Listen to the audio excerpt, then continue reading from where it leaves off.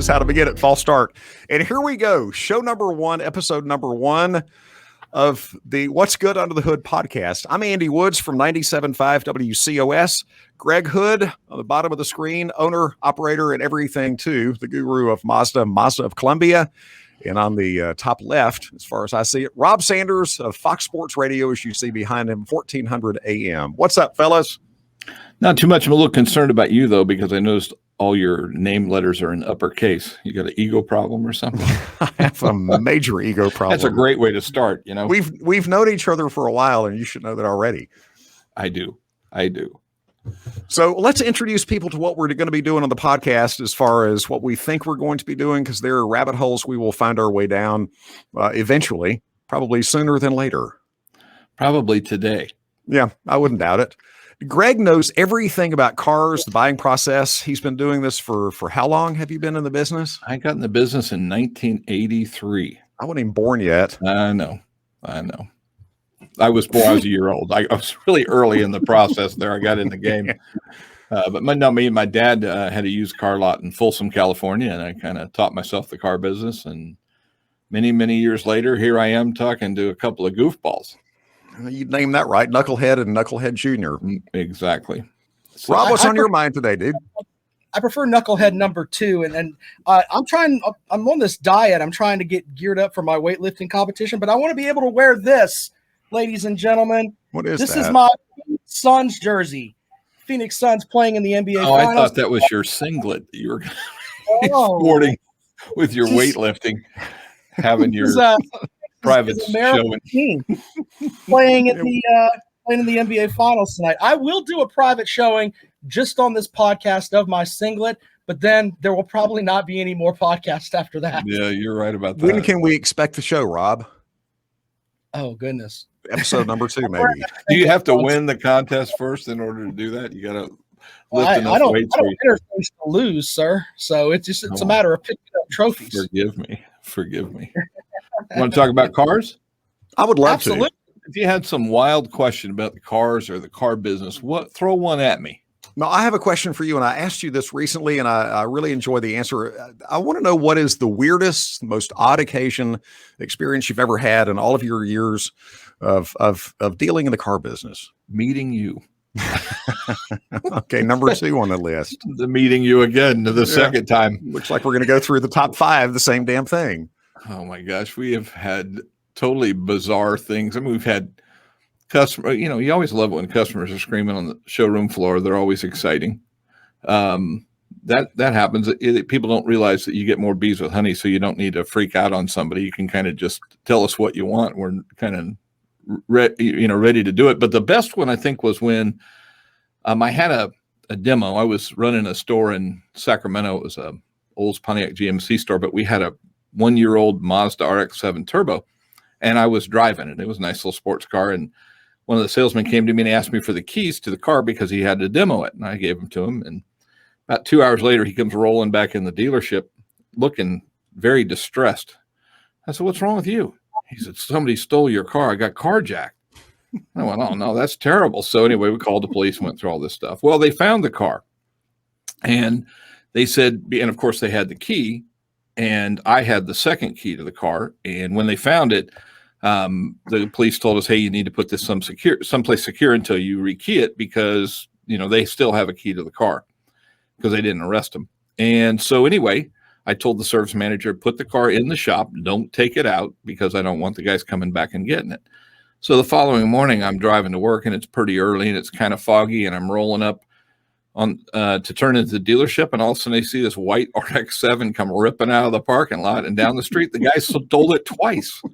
So you can't beat that, and they recovered the car the second time, and they knew where to go because they had seen a picture of one of the guys in the car. So the cop came in and he asked me, he said, "Hey, do you know if this is one of the people?" I said, "Well, I didn't see him. My salesman did."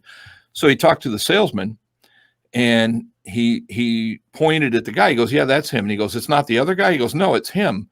So they both stole the car. The one stole it the first time that the salesman had it, and the second guy stole it the second time, all because they had a picture, like a Polaroid picture in the car of themselves with their arm around each other in what they'd done. So they both got arrested for grand theft. Like dumb criminal of the month. It was pretty stupid, but they were smart enough to come back and get it. We were the dumb dealership of the month to park the thing out back when I specifically told them don't do it. So, that's the kind of stuff that goes on. There's been many, many things, but it's a great business. I really enjoy it. I was thinking Rob was going to have a comment here. Oh, I was waiting on you. I thought Andy had this look on his face like I just got a fresh haircut and I want to talk about it. But you guys are professionals. That was dead air. I like that. That's a great way to start. Andy, let's talk about your hair. Well, give everybody a couple glasses of wine, and they went to town, and they were drinking the wine when they cut that hair. I'm pretty sure they were drinking vodka as they cut my hair. Yeah. So yeah. Andy says he walks into the place to get his hair cut, and the first thing they do is they bust out a glass of wine. That's pretty strong. Well, it gets me chatty. Yeah, you have a hard time with that. So Rob, throw something at me that you are puzzled by. My thing Andy's hair. Besides Andy's hair, you own a Mazda dealership, but you buy used cars. Is there something to that in that you buy used cars from other manufacturers? Is it just you try to buy cars that are that fit the demographic of where you live? Because for me, if I'm a Mazda dealership, I wouldn't want anything but Mazda cars on my lot. Tell me why I'm silly if I think like that. Well, first of all, let me say it's an excellent question. Something Andy probably couldn't manage to do, but it is challenging and it's also hard. So what you try and do is you try and figure out what your market is in your area. So in our particular case, amazingly enough, a Mazda customer that buys specifically a Mazda, they have some of the best credit in the industry. We don't really know why, but they do. It's, better than Mercedes, better than BMW. It's fantastic. But then we're on the edge of the area that we're in. There's still some economic struggles in the area. And so we have to buy used cars to serve our real local market as well. So we're the only Mazda dealer in all of Columbia. And that's kind of a nice position to be in from my perspective. It gives us a lot of room for growth. We have to do a better job branding the car. I would say it was kind of under-marketed for the last 6 to 10 years. And at one point, there were 2 Mazda dealerships in town, but then they closed the one. Mazda made that decision. So let me go back to the used car point. It really depends upon me. I buy the used cars that come in. We'll buy them off the street from customers, and we also take them in trade as we're doing it. We don't have any choice in what we're taking in trade. So you really have to kind of know the whole market, what's working for you, what's not working for you. A lot of times I'll buy a car. I might say that one's not going to work for me, so I'll immediately wholesale it because I might find myself spending either too much money to recondition it, or I'll spend too much time trying to sell it. So we kind of have a clock running on what we do. A lot of dealers have a 90-day turn policy. We have a 60.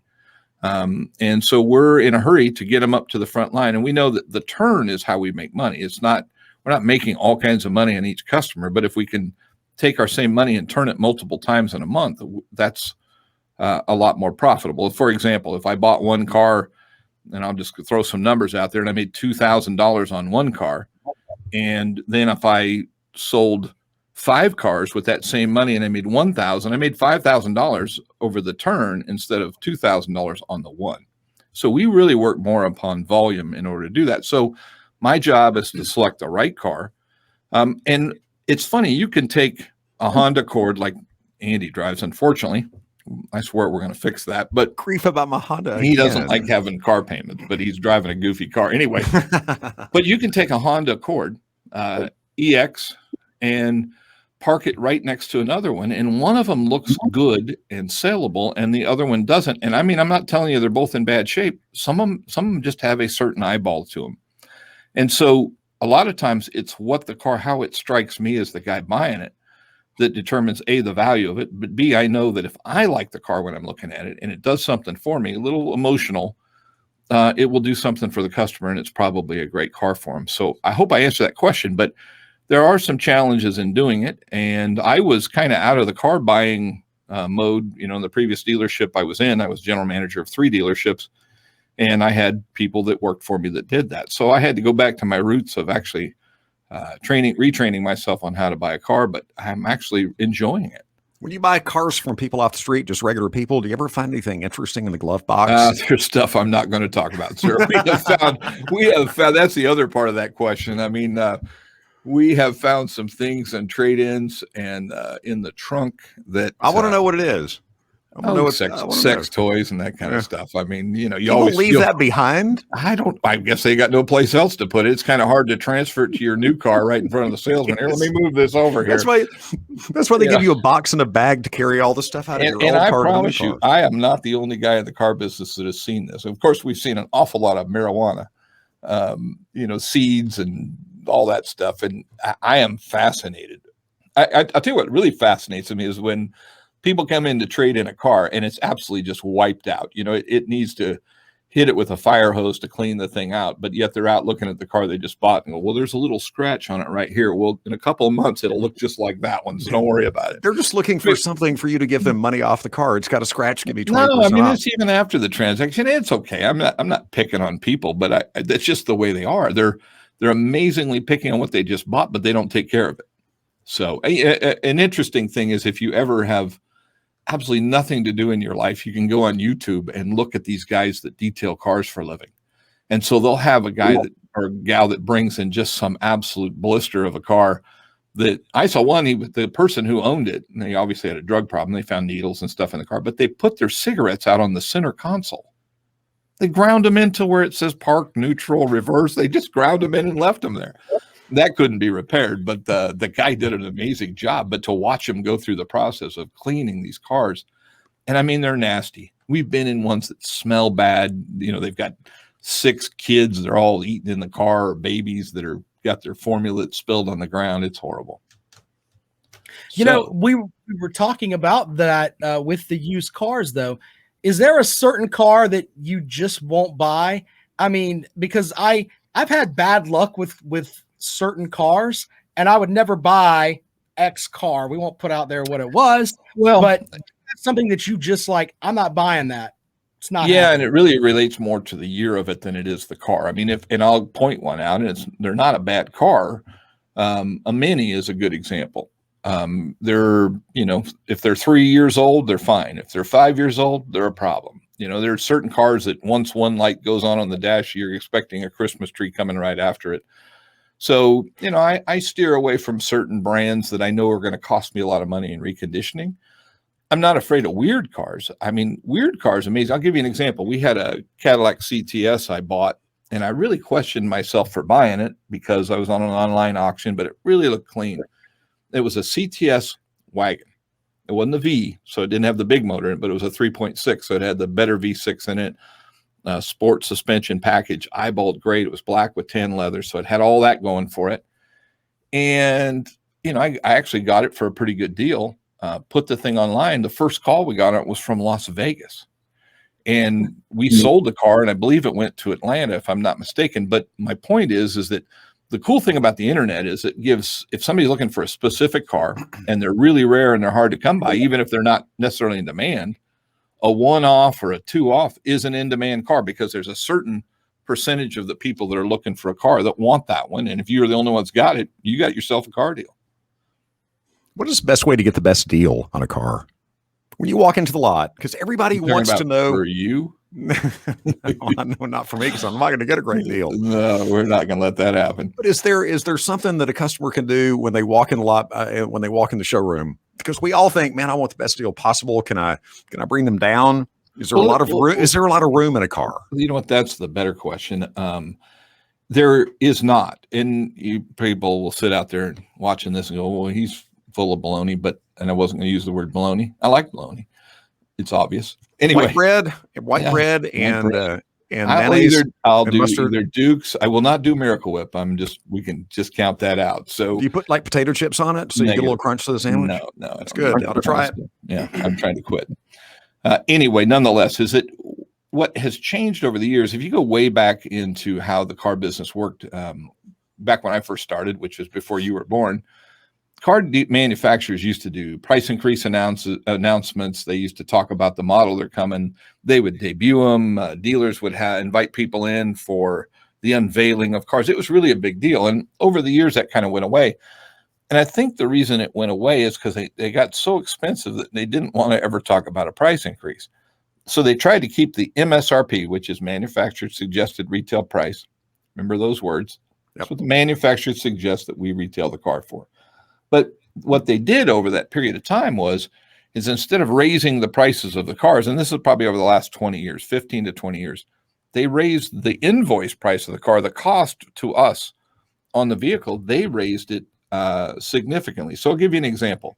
It's not my product, so I don't have any skin in the game, but Kia Forte, for example, or maybe a Toyota Corolla, and I will throw it out there, Mazda 3, they probably only have $300, $350 different or margin between invoice and retail. So you're probably thinking, well, how do you make any money doing that? Well, volume for one, we have to. I mean, we sell their products, we make a profit, and we sell a service contract. There's profit centers for us. And then we're also looking at the long game. We know a customer over a period of time, if they're loyal to us and we're good to them, they're going to spend about $4,500 over the term of their ownership of that car in our service department. Now, that $4,500 isn't all profit. It's just $4,500, but that's about the average. So if we're putting both pieces to the puzzle together, eventually we can, make money. The second part of that is that even expensive cars don't have the markup they used to. The car used to have 20% markup in them, and now we're lucky to see 4 or 5. And that really creates a problem. So there's not as much wiggle room. So we actually try and negotiate in hundreds instead of thousands because there aren't thousands there anymore. So hopefully that answers your question. Then I'll add to that. I can't tell you how many times in my career that somebody said, oh, I want to see the invoice. Well, now it's on the internet. But if you go way back, they say, we want to see the invoice. You bring it out and they'll tell you you're lying. We're not lying. We didn't print it up in the back. We're lying. We're bringing out the piece of paper. We didn't, magically make it up. So, there's a lot of doubt and questioning of what we do as car dealers, but it's a hard business. It's a hard way easy way to make hard money, hard way to make easy money, whatever. It's difficult. I'll tell you that. There's too many plates on a stick. Too many plates. Well, one starts to wobble. Listen, if your parts department's not doing well, but your service department is, well, that's one thing. So you got a deficiency there. If the new car department's doing well, the used car department isn't. One of them is dragging the other one down. And so you got to make sure all the plates are spinning evenly. And when they are, that's when we can be profitable. But everybody thinks car dealers are rich. We're not rich. We make a good living, but it's not, we're not raining money out there, because if you look at it, it's actually kind of a bad business model. You're looking at about, if you're doing a good job running a dealership, you're making about 2.5% net to the gross sale. So every dollar you bring in, you're going to net about 2.5%. That's not very good. Most businesses are trying for 20.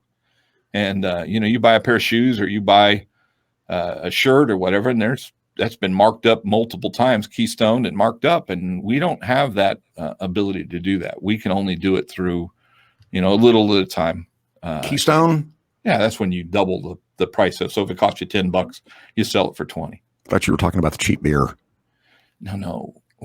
Remember Keystone? Isn't that the bitter beer face? Isn't that what that was? Yeah. Is that the one that was bitter beer face? Am I wrong? Rob, Keystone will make you make a bitter beer face. Rob's got a bitter beer face, so we just have to kind of go with that program. Try not to have a bitter beer face. I sent Andy a picture.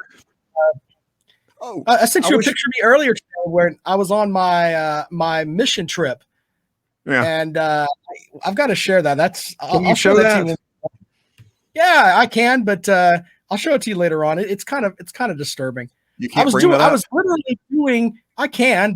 literally doing God's work, and I looked pretty bad. Singlet? It was pretty awesome. No, I was wearing a Carolina Panthers jersey and a Michigan hat. It was pretty bad. And you talk about a beautiful bitter face. Yeah, you don't look good there, brother. Yeah, look at that. Look at that. Hold it back up there, Andy. Put that back up there, Andy. It's up. Put it back up there. Got it? Okay. It is back up. Yeah, hold on. Yeah. Look at You're that. A hater, that Rob. Is terrible.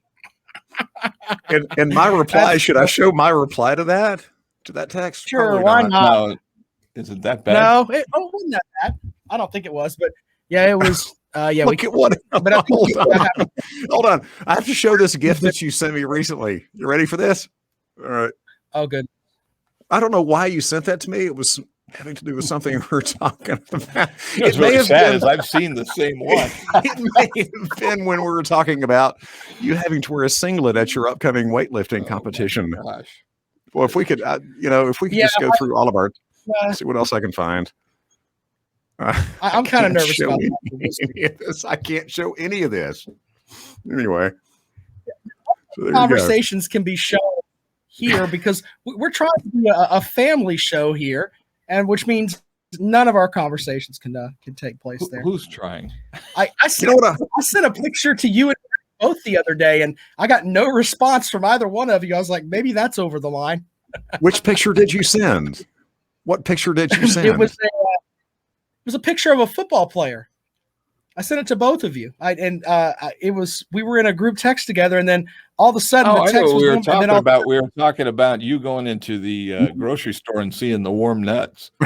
That's what brought that on. Hang on. What store was that where they It had was, them? it was Circle K. They have warm nuts in Circle K. I was going to bring you some pistachios, by the way, and put them in my pocket and then pull them out and go, hey, I think Bring it these up. are warm. Bring it up again, Rob. If you're just listening to this podcast, the What's Good Under the Hood podcast, then you can't see this. The video is going to be on a YouTube channel. Am I correct? That is correct. yes, They're the warm nuts, With your warm nuts all over the YouTube channel. assorted warm nuts, $2.99 at Circle K. Yeah. Heck of a deal. I'll take two. They're small. And on that note, we're going to call this one done. I want to talk about next time on episode 2 of the What's Good Under the Hood podcast with Greg. You didn't put your handle up there like you did on the practice run for the podcast. Remember, you said Big Sexy on the last one. It's just Greg Well, now. I just was too big and definitely not just too sexy, so I thought I'd take that down. I want to talk about the next time we gather, which should be soon. I want to talk about electric cars instead of gasoline cars. Cool, because there's a lot to talk about there. Sounds good. This has been fun. Episode 1 of the What's Good Under the Hood podcast. Thank you very much.